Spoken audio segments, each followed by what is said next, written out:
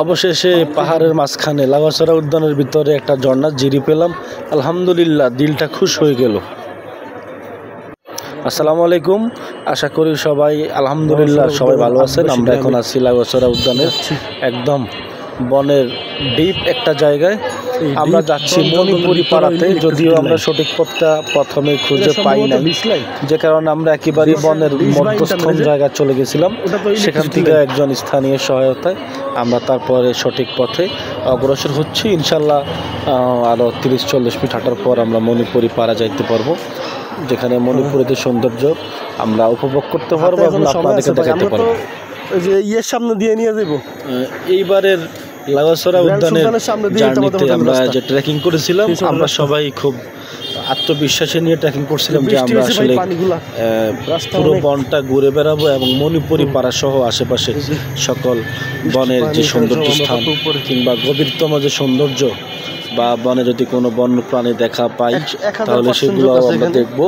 তো আমরা প্রথম বনের একেবারেই মধ্যস্থানে চলে গিয়েছিলাম, যেখানে রাস্তা একটা পর্যায়ে আমাদের রাস্তা হারিয়ে ফেলি, সঠিক পথটা খুঁজে পাই। তারপরে ভিতরে একজন স্থানীয় ভাইয়ের সহায়তায় ভাইয়া আমাদেরকে একটা পথ দেখাই দেন। আমরা সেই পথ অনুসরণ করে দীর্ঘ প্রায় 1 ঘন্টা ট্রেকিং করার পর আমরা মণিপুরি পাড়াতে পৌঁছাতে সম্ভব হয়।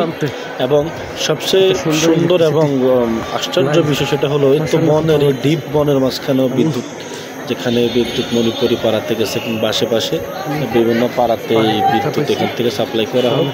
আমরা টোটালি 8 জন ছিলাম এই জার্নিতে। আমাদের সবাই খুব আত্মবিশ্বাসী এবং বিশেষ করে এই পাহাড়ের ভিতরে জিরিটা দেখতে পেয়ে সবার মধ্যে এক ধরনের অম্লান হাসি তুলে উঠেছে। সবাই খুব মুখের মধ্যে এক ধরনের হাসি, খুব সুন্দর জিরি দেখে, আর স্পেশালি আমি তো জিরি দেখে একদম কি বলবো, মানে বাসা খুঁজে পাচ্ছি না বলার মতো। আমার মনটা দিল খুশ হয়ে গিয়েছে। আমরা অনেকক্ষণ জিরির পানিতে পা ভিজিয়ে রাখছিলাম, আমার কাছে ভালোই লাগছিল। তো তারপরে জিরির পানি শেষ করে অনেকক্ষণ একটু পায়েটায় দিয়ে দেখে আমরা আবার মণিপুরি পাড়ার উদ্দেশ্যে রওনা করি।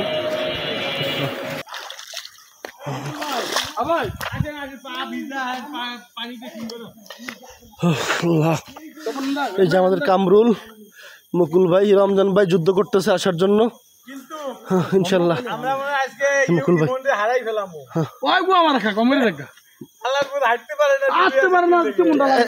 এতক্ষণ ভিডিও করলাম, একটা শব্দ বাজে হইলো না।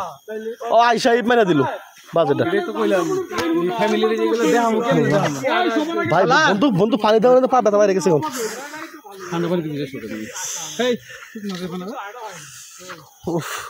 আমার এই জিরোটা দেখা বন্ধু এত ভালো লাগতেছে।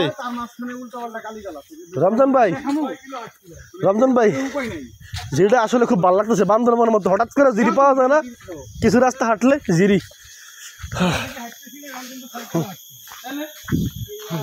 বিদ্যুতের লাইন আছে, পায়ে ব্যথা নিয়ে কত কষ্ট নিয়ে উঠতেছি।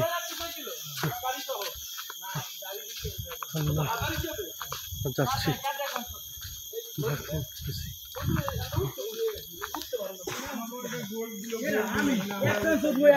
এখানে 2000 সনে গাছ লাগানো হয়েছে, প্রজাতি চাপালিশ, লোহাকাঠ, মেহগনি, তেলসু।